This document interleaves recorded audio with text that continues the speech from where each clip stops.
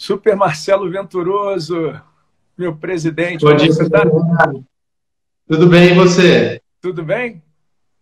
Tudo ótimo. Me escutam bem? Vocês me ouvem bem? Não, fica tranquilo, aqui não tem esse negócio não, todo mundo vai ter que ouvir bem, não tem esse negócio de estar ouvindo ou não tá, não. Minha galera tem que ter a cabeça lá na frente, velho. Se um dia não estiver ouvindo bem, vai todo mundo falar, não, tá ótimo, tá maravilhoso aqui. Porque, rapaz, deixa eu te contar, deixa eu bater um papo, deixa eu te explicar mais ou menos como é que funciona a nossa dinâmica, como é que vai ser esse nosso bate-papo, super descontraído. Na verdade, a gente vai estar tomando um café juntos aqui. Geralmente, o nosso público é constituído dos apaixonados do direito do consumidor. A gente tem aí uma média de 1.000 a 1.500 pessoas que participam de cada encontro. É muito legal e essa média tem aumentado. E são pessoas que querem viver da coisa. E eu não admito, Marcelo, que pessoas que queiram viver e querem mais da vida, que elas se peguem em pequenas coisas como a imagem não tá boa, o som não tá muito legal. Porra, não tá? Vai ter que ficar. Você não quer absorver uma informação que vai transformar a vida da tua sociedade, que vai transformar a vida dos consumidores, que vai transformar a tua vida? Então vem de coração aberto, vem com tudo que a gente vai dar o nosso melhor. Quer dizer, vamos imaginar que nesse processo de conhecimento da gente, nós dois entramos com 50% e eles entram com 50%. Só que você pode ter certeza do seguinte, dos nossos 50%, nós vamos dar 300%. Então, eu quero que eles deem 300% e realmente vale toda a pena no final dessa história. Marcelo, obrigado por te ter aqui. Laudi, que é um cara querido, fala muito de você, fala bem de você. Ontem o João Pedro esteve aqui na live e falou bem de você pra caramba.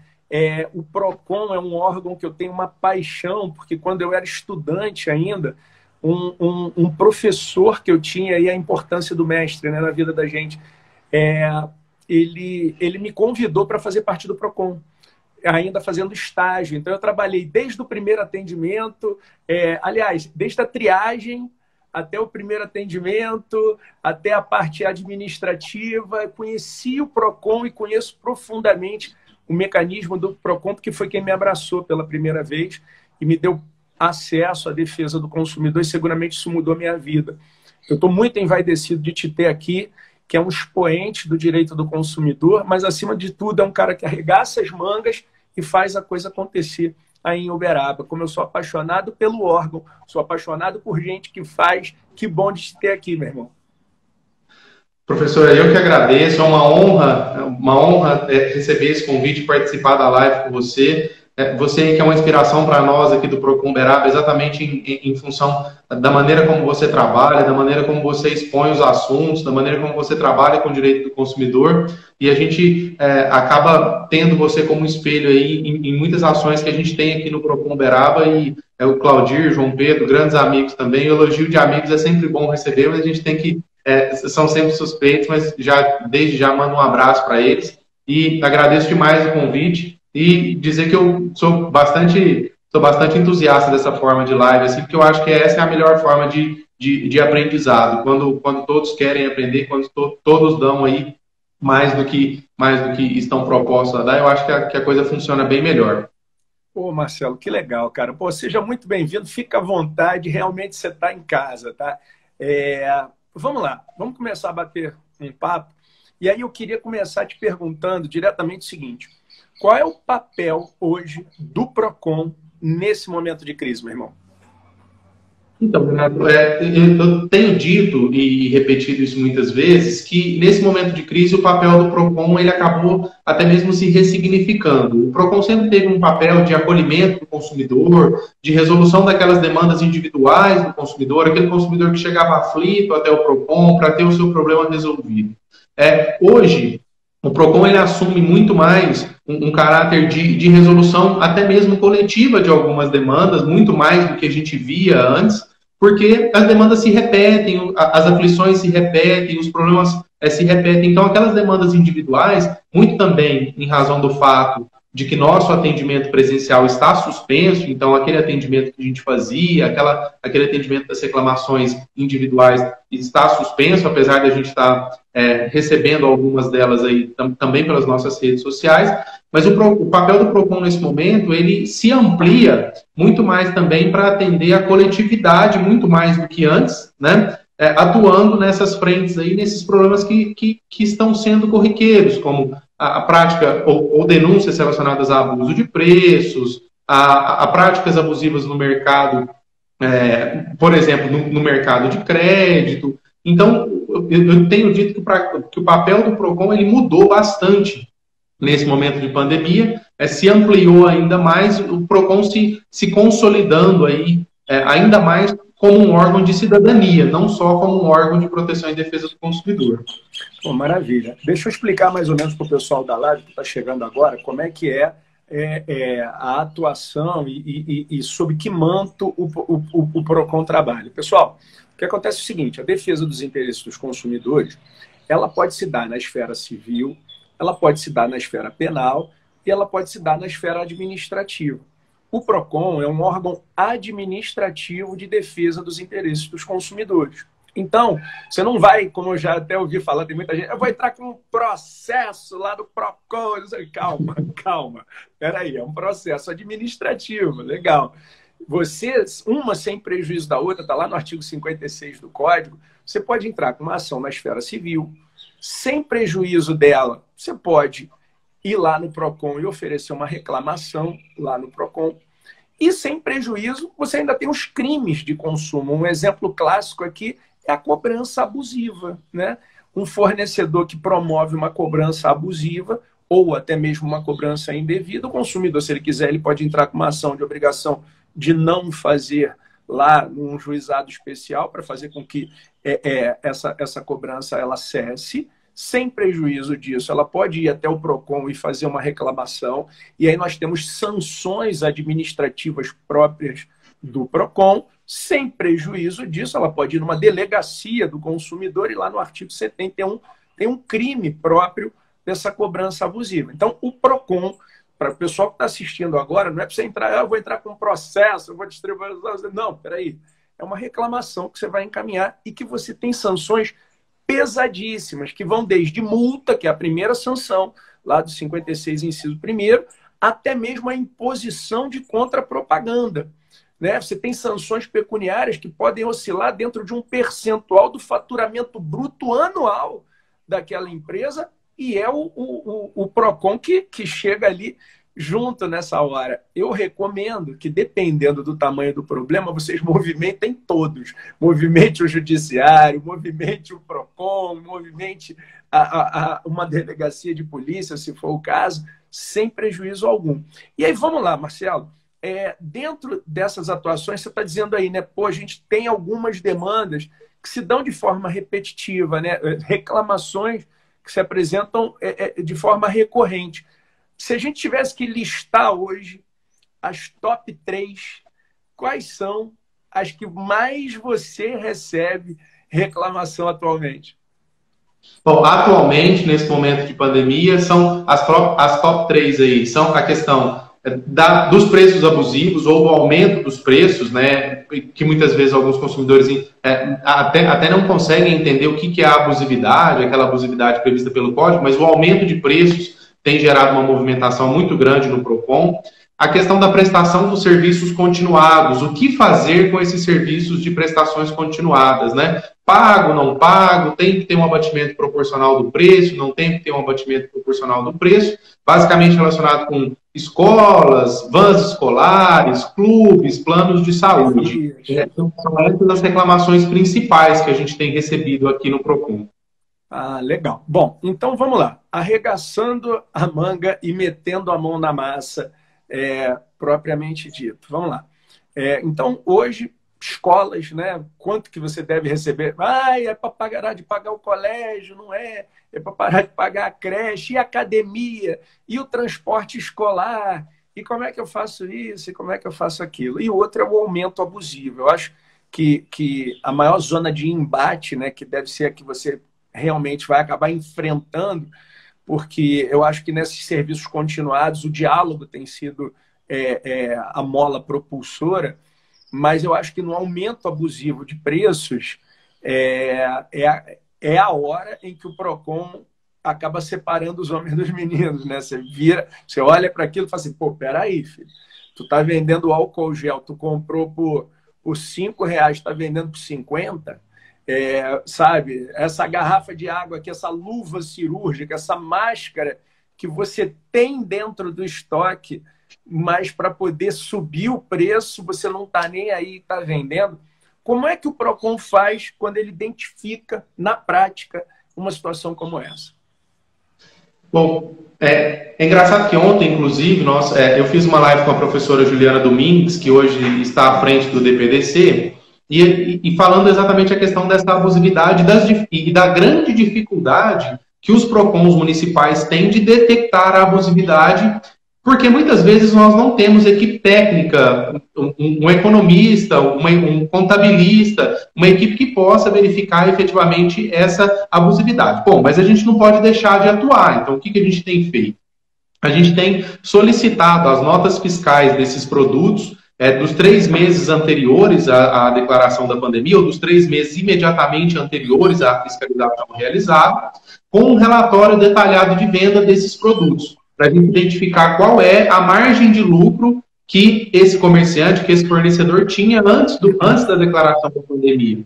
E fazendo uma comparação com o preço de compra e preço de venda nesse momento da declaração da pandemia e se houve realmente compra ou se ele está usando o produto do estoque dele e simplesmente aumentando a margem. Então, quando a gente verifica aí, e a gente até criou, a gente até adotou um parâmetro que foi sugerido pelo PROCON de Minas Gerais, o Ministério Público, que exerce aí a função de PROCON aqui em Minas Gerais, eles adotam aí uma diferença superior a 20% na margem de lucro, é considerado abusivo. Nesses casos, a gente verifica essa diferença na margem de lucro, se há essa diferença de 20% a mais na fixação da margem de lucro, a gente lavra o auto de infração e, nesse caso, aguarda a defesa do fornecedor para que ele diga realmente o porquê que houve esse aumento. Se foi simplesmente, se existe uma justificativa econômica para esse aumento ou não. A gente sabe que existe uma nota técnica da Senacom, a nota técnica número 8 da Senacom, que orienta essas questões da abusividade de preço, mas como eu vinha conversando com a Juliana ontem, exatamente a dificuldade. Lá no âmbito federal, eles têm um apoio muito grande, têm uma equipe preparada com economistas, com a própria SAI, ela tem lá o setor de acompanhamento de preços, então ela consegue fazer isso de forma mais técnica, de forma mais clara, levando em conta parâmetros de econometria, parâmetros de mercado propriamente dito. Nós, PROCONs, não temos esse tipo de informação, pelo menos não da forma ampla como deveria. Então, a forma de atuação que nos resta, bom, a forma ótima seria aquela que a Senacom propôs. A forma possível é essa, eu entendo que seja essa que nós estamos utilizando aqui, a verificação da margem de cada produto.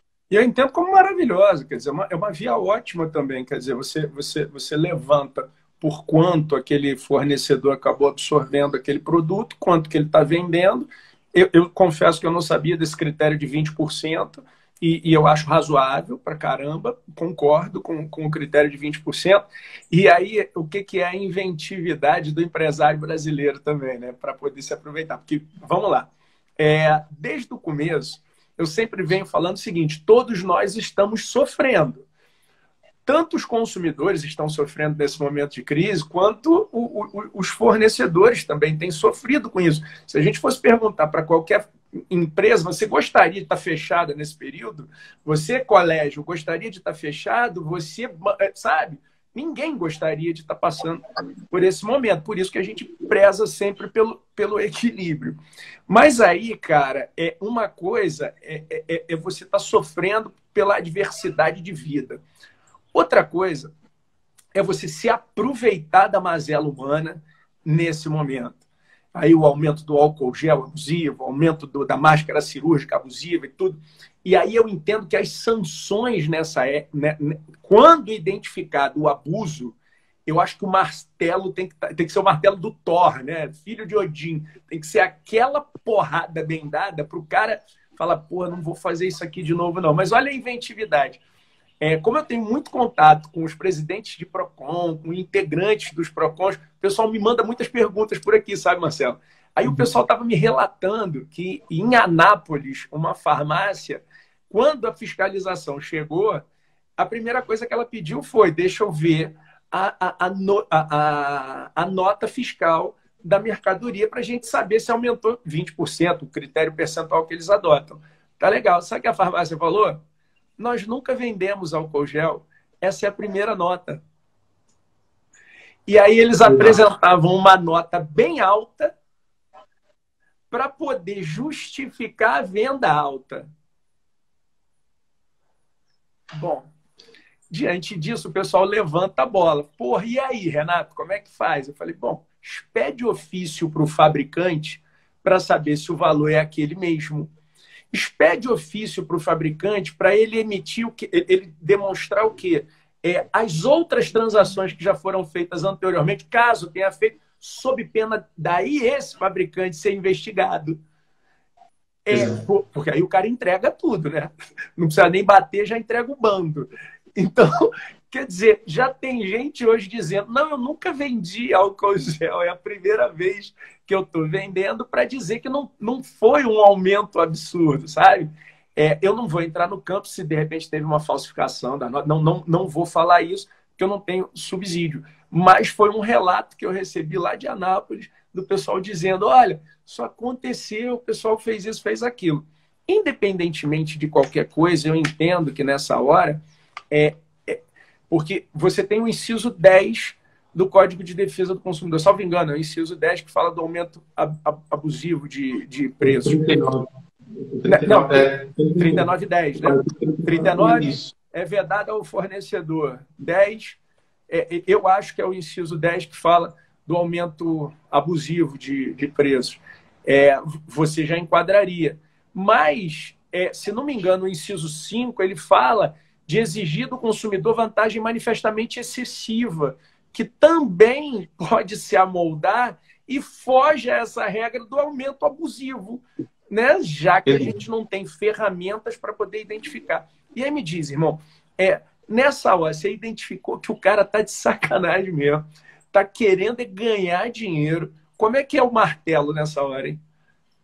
Então, nessa hora, Renato, assim, a gente utiliza aí as previsões tanto do CDC quanto do Decreto Federal 2181, que regulamenta aí a forma de aplicação, que acabou regulamentando o CDC e trouxe algumas previsões aí do próprio procedimento no âmbito do PROCON. A gente utiliza, inclusive, a agravante das penalidades aí e em uma conversa com o professor Vitor Gublinski, a gente até acaba chegando à conclusão, acho que vocês disseram isso na live que vocês fizeram juntos também, de que nesse momento todos nós, em algum momento, em alguma circunstância, podemos ser considerados como consumidores hipervulneráveis, né? Então, nesse caso, considerando aí a hipervulnerabilidade detectada diante da situação, porque é uma hipervulnerabilidade temporária, passageira, mas sim é uma hipervulnerabilidade, nesse caso a gente pode aplicar as agravantes aí relacionadas às agravantes previstas para os consumidores hipervulneráveis, porque nesse momento aí a sociedade está hipervulnerável, principalmente diante de determinadas circunstâncias e determinadas condutas. Aí quando a pessoa não eleva, sem justa causa, o preço, ela acaba exigindo vantagem manifestamente indevida, incorrendo também em infração prevista lá no artigo 39, como você bem disse. Entendi. Pô, parabéns, Marcelo. Gostei. E legal de saber, né, que essa live lá do Vitor acaba influenciando, porque realmente é isso, né? Pô, o momento que a gente está vivendo, eu estava brincando aqui antes da gente começar a live, eu falei assim, eu acho que eu estou ficando até maluco, eu estou vendo passarinho, reconhecendo passarinho, eu acho que eu estou ficando doido, sabe? Porque a minha casa é aqui no interior, e aí tem muitos pássaros aqui, e quando a gente diminui um pouco a velocidade, né? Aí eu começo a olhar, eu vejo o passarinho, e tu começa a reconhecer o bicho, né? Aí eu falei, tô ficando doido, devo estar maluco realmente, mas não. Quando você me dá um depoimento como esse, você está me mostrando que faz sentido e que tem gente, pô, sabe, que quer fazer a coisa acontecer do outro lado e que me estimula cada vez mais a fazer esse tipo de trabalho. Me diz uma coisa, a questão de contratos, cara, contratos. rescisão contratual nesse momento complexo. O que você tem recomendado aí? Bom, em primeiro lugar, Renata, assim, o que a gente mais tem recomendado nesse momento é bom senso, né? Bom senso senso de responsabilidade contratual, tanto da parte do consumidor quanto da parte do fornecedor. Por isso que eu digo também que o papel do PROCON foi um pouco ressignificado. O PROCON é um órgão de proteção e defesa do consumidor. O PROCON não é um órgão de proteção e defesa do fornecedor. Mas nesse momento, nessa situação de excepcionalidade, eu acho que o PROCON deve ser também um órgão de proteção e defesa das relações de consumo, e não só propriamente do consumidor. Então, nesse caso, o que a gente tem orientado? A questão é o seguinte, nesse momento, a renegociação contratual, ela deve ser pautada por aqueles princípios aí que o Código Civil trouxe, que o próprio Código de Defesa do Consumidor trouxe, o princípio da boa-fé objetiva. O fornecedor mostre ao seu consumidor a realidade da contratação, né? Agora, consumidor, você não consegue se manter contratado, a sua renda reduziu, você teve uma perda significativa de renda ou já não tem renda mais. Nesses casos, a gente orienta, assim, a rescisão contratual e, nesse caso, obviamente, sem aplicação da penalidade, porque o consumidor não deu causa. E mesmo que o fornecedor também não tenha dado causa, nesse caso, a gente, obviamente, aplica o princípio da vulnerabilidade, que é a premissa básica da defesa do consumidor, isentando aí a aplicação de multa nesses contratos específicos. A grande dificuldade é nesses contratos, realmente, que a gente disse, de prestação continuada, né? Eu sou um entusiasta, sabe, Marcelo? Eu sou um entusiasta do Código de Defesa do Consumidor e aí eu fico olhando, né? Eu quando olho as sanções administrativas lá do 56, eu fico imaginando que o legislador falou assim, eu vou tratar o mau fornecedor como se fosse uma criança que joga bola e a bola atinge a vidraça. Como assim? Imagine que o teu vizinho, o filho dele jogando bola, acerta na tua vidraça. Qual é a primeira sanção que você pode impor ao pai, né, dessa criança? Chutou a bola, quebrou a vidraça, qual é a primeira sanção? Paga a vidraça. Se você observar, a primeira sanção do Código de Defesa do Consumidor é a multa. Aí vamos dizer que essa criança jogou bola de novo e quebrou a vidraça de novo. Qual é a segunda sanção? Apreensão do produto. Toma a bola dessa criança. O garoto jogou bola de novo. Terceira sanção. Inutilização do produto. Fura a bola. E você vai agravando até um momento que você fala, não pode mais vender bola aqui no Brasil. Porra, eu tentei de tudo contigo e esse negócio está fazendo mal. Só que, olha o mais louco, a última sanção, o mais alto nível, é a imposição de contrapropaganda. É claro que isso não é uma escada, não é uma escala, não. Você pode adotar qualquer uma delas, dependendo da intensidade da prática do ato lesivo por parte do fornecedor. Mas eu sou um entusiasta da imposição de contrapropaganda. Por quê, né? Quantos anos que uma empresa leva para se constituir como marca, né? E a partir dali produzir o princípio da confiança, que é onde as pessoas... na verdade, eu acho que vender produto não dá dinheiro. O que dá dinheiro é vender sonhos. Então, quando você produz um sonho, quando você compra Nike, você não compra uma bola, você não compra uma camisa, você compra um sonho. Você compra Just Do It. Quando você compra uma roupa, uma caneta Montblanc, você não compra só uma caneta. Quando você compra uma Ferrari, você não compra só um carro. As coisas são assim. E quanto que a Ferrari, a Mercedes, a Montblanc, as grandes marcas gastam para poder se solidificar no mercado, produzindo isso e vender esses sonhos, já que são esses sonhos que produzem capital. E aí vem uma regra que diz, tu vai dizer que isso que tu vende está dando problema. Imposição de contrapropaganda.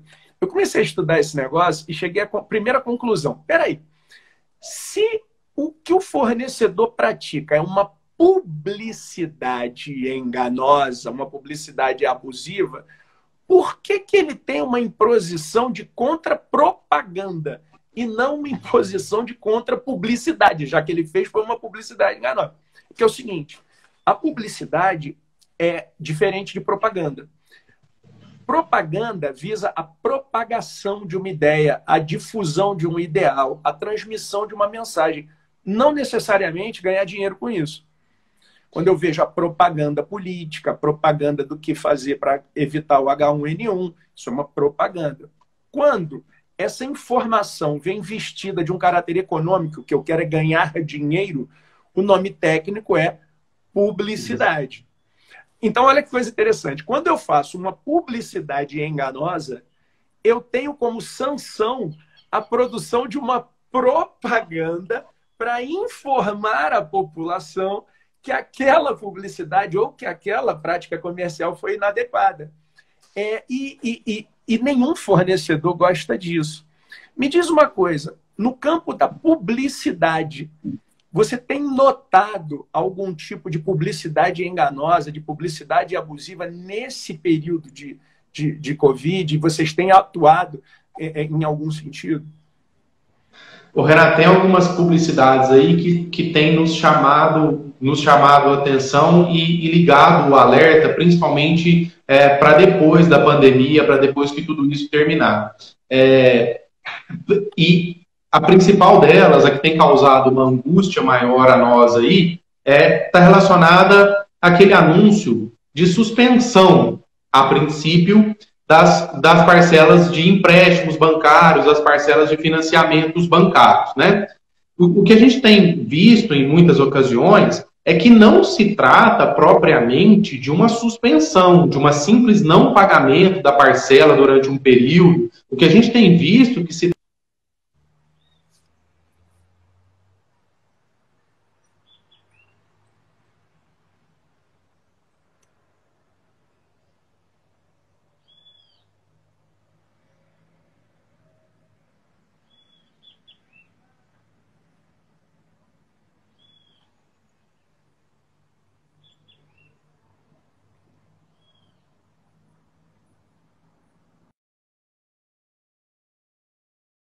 Deu uma travadinha aqui no Marcelo. Eu vou fazer o seguinte, eu vou reconectar o Marcelo aqui na live, que ele estava falando justamente da publicidade enganosa, né? Então, vamos lá. Marcelo, eu vou ativar aqui os comentários para poder te ver.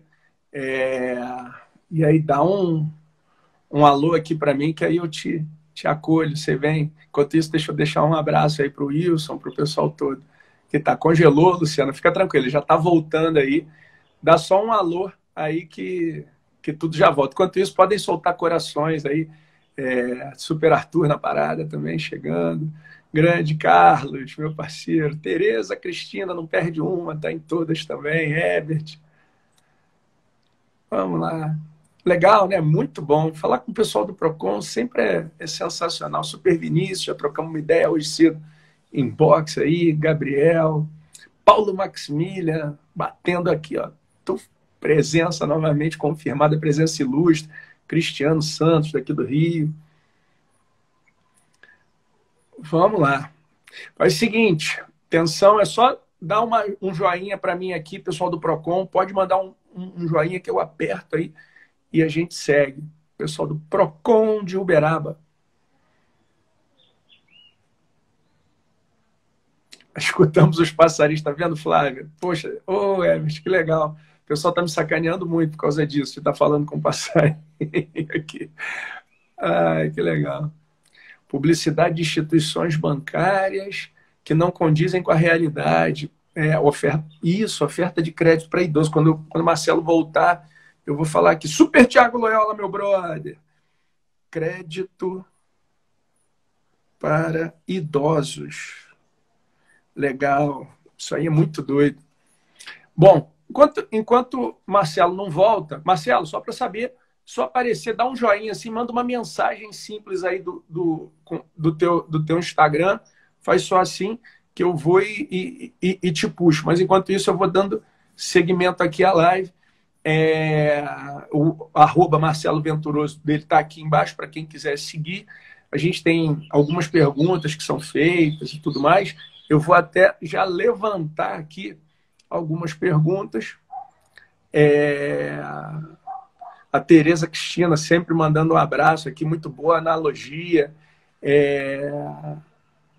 Ah, tá, o Paulo Maximilian está lembrando, é verdade. Gente, é o seguinte, a live de amanhã não será às 10 horas, tá bom? A live de amanhã será às 5 horas da tarde, porque de manhã eu vou estar dando aula na Escola da Magistratura do Rio de Janeiro, também na modalidade online, então eu não poderei estar aqui. Então a entrevista amanhã com o professor Paulo Maximilian, que será simplesmente imperdível, ela vai ocorrer às 17 horas. Vai ser a única live que vai rolar às 5 horas da tarde. E olha aí, Paulo, você que mandou, olha aí a Grazi já falando, melhor ainda, o pessoal aí aplaudindo. Mandem corações para o professor Paulo Maximilian, quem quiser seguir essa fera também, vale a pena. Vou responder essa pergunta da Rosária. Crédito para idosos seria uma questão de assédio ao hipervulnerável? Bom, fornecer crédito para idoso por si só, até aí não tem problema nenhum. A forma de oferta desse crédito é o que a gente tem que observar. E é claro que a figura do idoso, nós temos aqui a questão, nós trabalhamos ontem com o professor Cristiano Schmidt, existem os vulneráveis e existem os hipervulneráveis, existem pessoas que são mais vulneráveis do que a média. Olha, voltando aqui, professor Marcelo, deve ter acabado a bateria, olha aí. Oi, Renato, perdão. Acabou a bateria aí, rapaz? Não, eu dei uma travada aqui, eu não conseguia te ver, eu estava falando sozinho aqui, eu via a minha live, não via você. Não, tem errada não. Quando for assim, sai mesmo e volta, e aí... Eu não estava nem conseguindo sair, estava travando aqui, não estava nem conseguindo sair.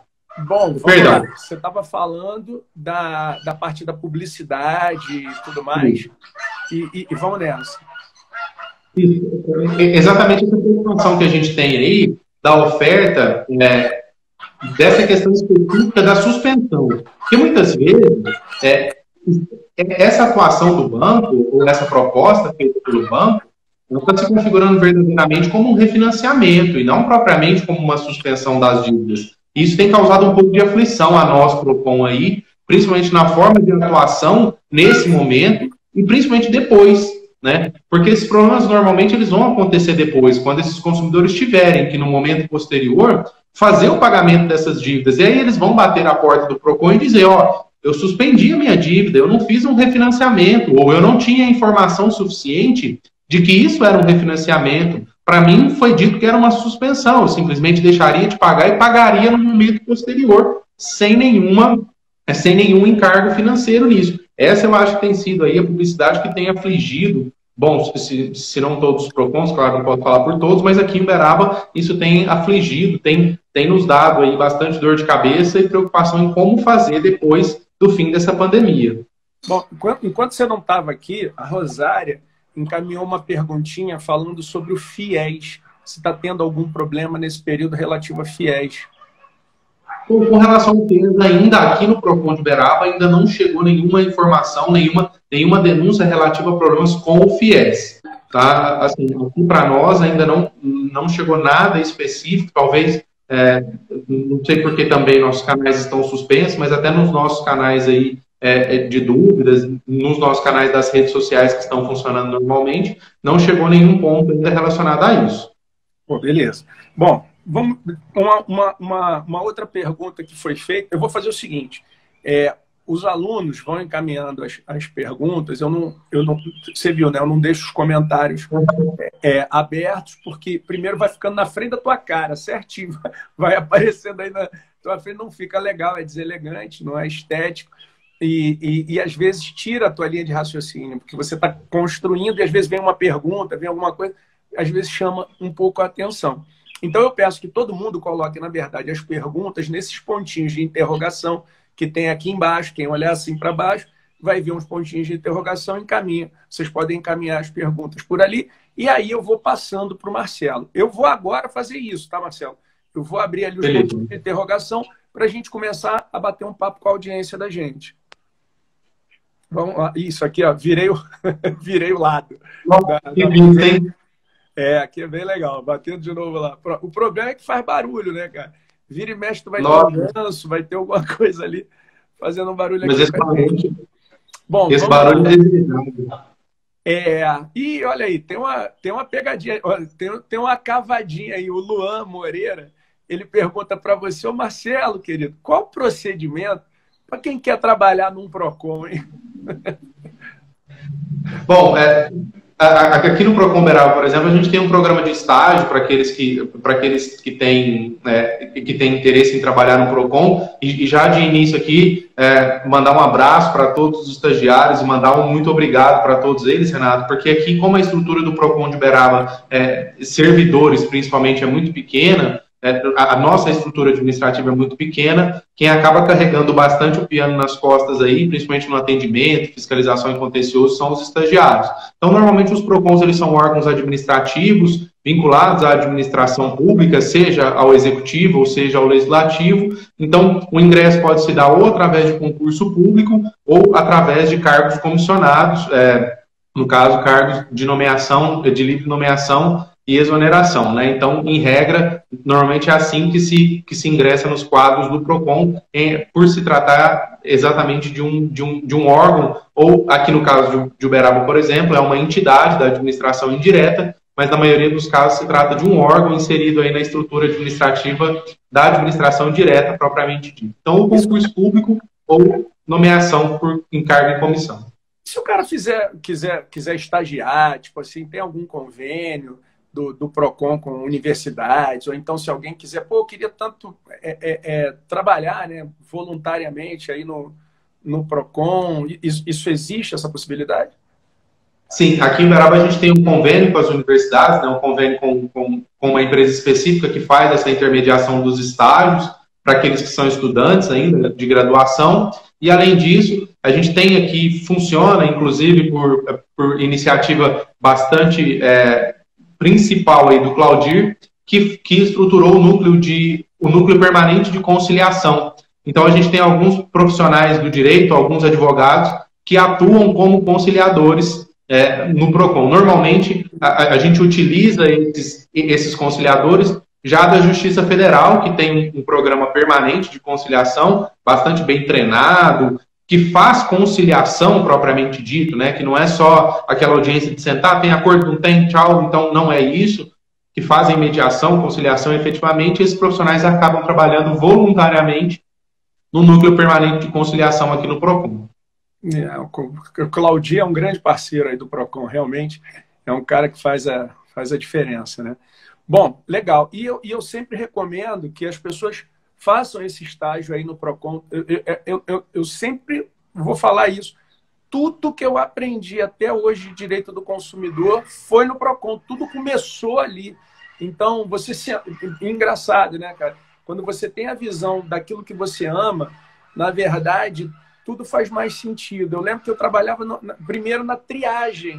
Então ficava aquela fila gigantesca e nego perguntando, eu quero separar do meu marido, é aqui. Não, minha senhora, ali vai na Defensoria Pública, tá aqui o endereço, tá, não sei o que segue para lá. Eu quero fazer isso. Isso é aqui, mas ó, só não tem direito disso.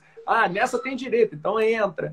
Então, cara, eu fui pegando uma mão de direito do consumidor só de estar sentado ali atendendo, que, nossa, me ajudou monstruosamente, me deu vontade de estudar e hoje eu estou aqui por causa que o PROCON me deu essa oportunidade. Então, quem puder, realmente, muito legal. Vamos lá. Espera aí.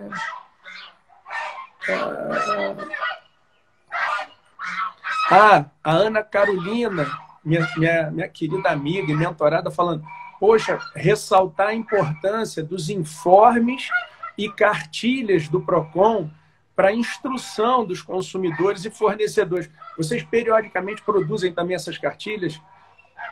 Uma das coisas que a gente tem mais investido nesse momento de pandemia, principalmente em razão da suspensão dos atendimentos, é na nossa propaganda, né? Tecnicamente dizendo, é na nossa propaganda, na divulgação de informações não só relativas ao direito do consumidor, mas informações que são relevantes aos cidadãos nesse momento. Então, para quem acompanha as redes sociais aqui do PROCON Uberaba, para todos que estiverem assistindo, eu acho bacana, peço que acompanhem aí, exatamente porque o material que a gente produz uma quantidade elevada de materiais informativos exatamente não só para os consumidores, para os fornecedores e como cidadãos, né? Todos somos consumidores, mas aí é aquilo que é de interesse não só de nós cidadãos enquanto consumidores, mas também enquanto cidadãos propriamente dito. Então, essas cartilhas informativas são bastante utilizadas por nós. Onde é que elas estão disponíveis, hein, Marcelo? Para quem quiser acessar, de repente. Para quem quiser seguir, é o Procon Ura, @Procon Ura, aí no Instagram, no Facebook também, e as cartilhas são físicas e elas são normalmente distribuídas pela nossa equipe de fiscalização. Então, tem algumas cartilhas que a gente aproveita, inclusive, de cartilhas do Ministério Público, cartilhas da própria Senacom, da Escola Nacional de Defesa do Consumidor. Tudo isso a gente utiliza também, replica essas cartilhas, replica essas informações para que isso possa chegar. Inclusive, nós aqui em Uberaba, nós somos aí retransmissores dos cursos da Escola Nacional, nós somos credenciados, então a gente transmite os cursos da Escola Nacional do Consumidor. Ó, que maravilha. Então, vou fazer o seguinte, ó. Aqui está o @ do Marcelo Venturoso, eu soltei ali os comentários. Quem quiser segui-lo, é só clicar ali agora. Mas o que eu vou fazer? Eu vou tirar o @ Marcelo Venturoso e vou colocar Proconura, @Proconura, para quem quiser seguir também o Instagram. E aí, pelo Instagram, fatalmente, as pessoas vão estar recebendo essas principais informações também, não é? Sim, sim. Lá todas elas ficam disponíveis. A gente tem a alimentação no Instagram. É Ura. Procon Ura. É isso? Isso, Ura. Ura. Beleza. Ó, tô publicando aqui. Tô publicando aqui. Agora vou fixar. Pronto, ali, ó. Procon Ura. Quem precisar de qualquer coisa, tá ali. Vinícius, não seria a hora do governo federal intervir para que os bancos disponibilizem linhas de crédito a juros mais baixos e que sejam impedidos de cobrar as parcelas durante a pandemia? Vinícius, eu vou me antecipar aqui e vou responder pelo Marcelo. Eu acho complicado, cara. Acho complicado pra caramba, porque a gente também não vai passar para a iniciativa privada o dever de resolver o problema social. Não estou dizendo que não pode ter a participação, a doação, algo nesse sentido. Agora, mandar para a iniciativa privada emprestar dinheiro sem juros e começando a pagar quando for, primeiro, pode ser uma política que pode surgir? Pode. No entanto, é uma política que acaba caindo no pé da gente mesmo. Existem determinadas ações que, quando a gente prejudica a iniciativa privada, amigo, pode ter certeza de uma coisa: o banco não vai perder nunca. Alguém vai pagar. Não existe almoço que ninguém pague a conta. Se, de repente, ele vai ceder em um determinado momento, você pode ter certeza que o spread bancário vai aumentar, que os juros bancários vão aumentar para outras situações, para poder acabar compensando aquilo. Então, eu acho complicado. Então, desculpa, tá, Marcelo? Me meti aí respondendo. Não, excelente resposta. Vinícius é meu parceiro, eu sei qual é. Bom, o Gustavo está me sacaneando aqui. Os Gansos, que não é o jogador do Fluminense, né? Não se trata do jogador do Fluminense, eles tomaram café por causa do barulho, né, que estão aqui. A Luciana Pandolfo, ela pergunta assim, na prática... Eita, peraí, ó. Já vem a Cristina entrando aqui. Eu não sei como é que essa pergunta entrou. Por quê? Porque eu não consigo tirar ela do teu rosto depois.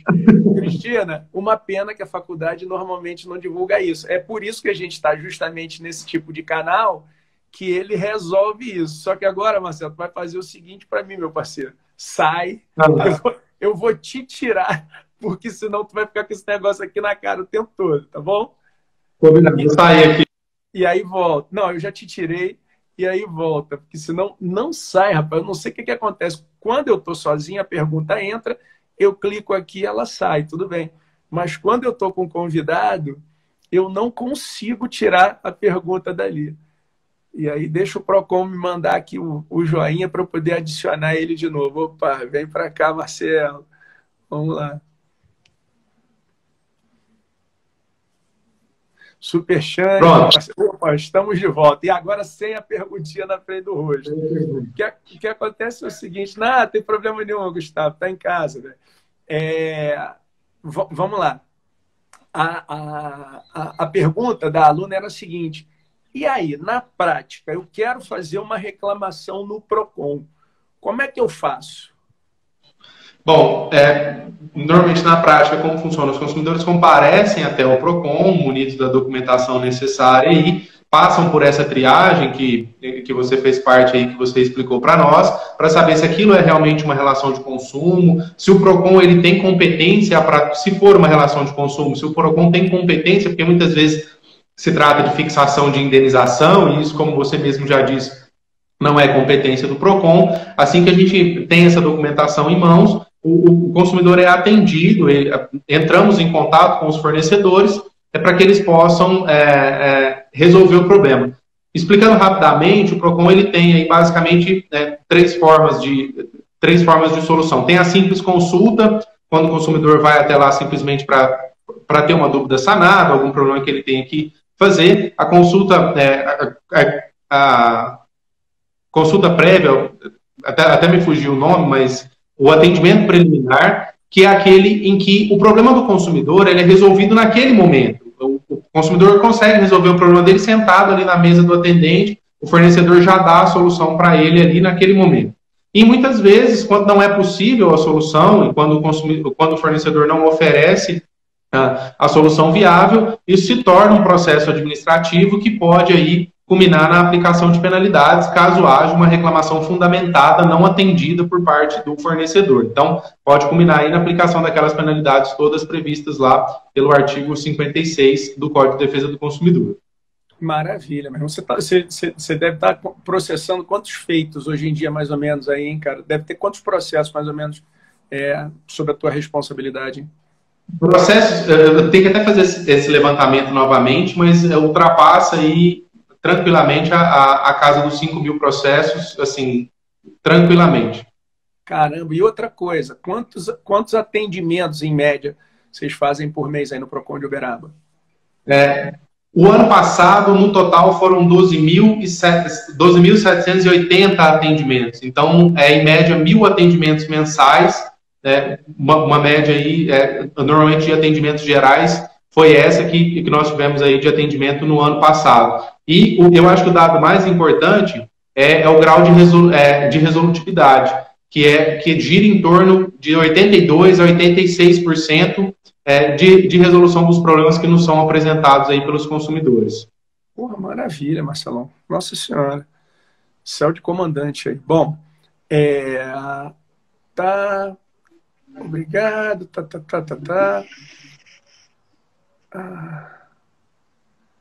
Muito boa analogia. Pessoal, em linhas gerais, tá mais agradecendo, mandando um abraço para você e tudo mais.